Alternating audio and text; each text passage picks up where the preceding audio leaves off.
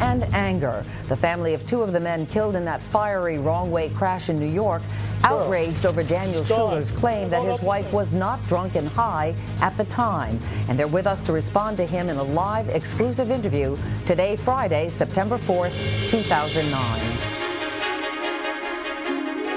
From NBC News, this is Today with Matt Lauer and Meredith Vieira, live from Studio 1A in Rockefeller Plaza.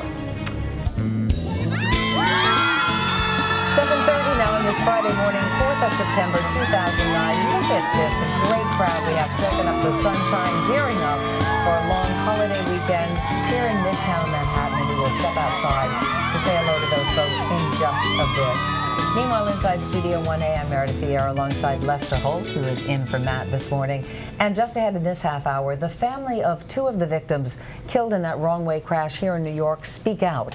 What do they have to say to the husband of the driver who caused that accident, who is denying the results of toxicology tests that found his wife was drunk and high at the time? We're going to get their reaction in an exclusive live interview that's coming up. Also, best of luck. Okay. But we're going to begin this half hour with that wrong-way crash on a New York highway back in July. We're going to talk with the family of two of the victims in just a moment. But first, NBC's Ron Allen has the latest.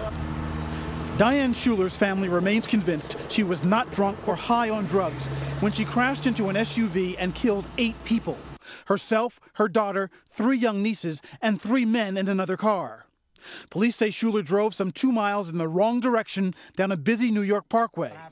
Schuler's husband Daniel on Larry King Live. I know the truth, what happened with my wife. She's not an alcoholic, she doesn't drink, she's an outstanding mother. Medical reports contradict that, saying Schuler consumed about 10 shots of vodka and smoked marijuana perhaps 15 minutes before the crash. But the family says they want an independent lab to examine samples from her autopsy. The Schulers also want her body exhumed for more analysis. Tom Ruskin is the Schuler family's private investigator. Her body was very badly injured in this car crash. So there's certain things that the autopsy may or may not be able to show. The family claims Schuler was the victim of a still undiscovered medical condition, perhaps a stroke, or perhaps the fiery crash caused her blood to produce a high alcohol reading. The problem, however, is that the lengthy autopsy report found no evidence of any underlying medical condition that might explain Schuler's behavior. And doctors say that toxicology reports, like the one that put Schuler's blood alcohol level at more than twice the legal limit, are very reliable. What's more, exhuming the body, some doctors say, may reveal information the family does not want to hear.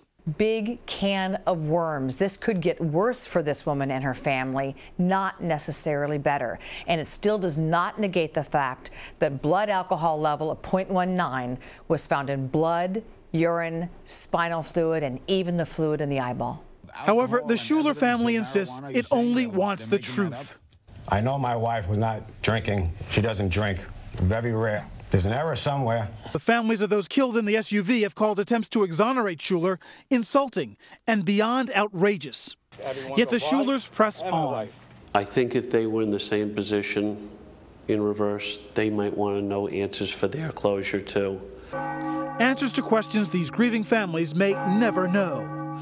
For today, Ron Allen, NBC News, New York.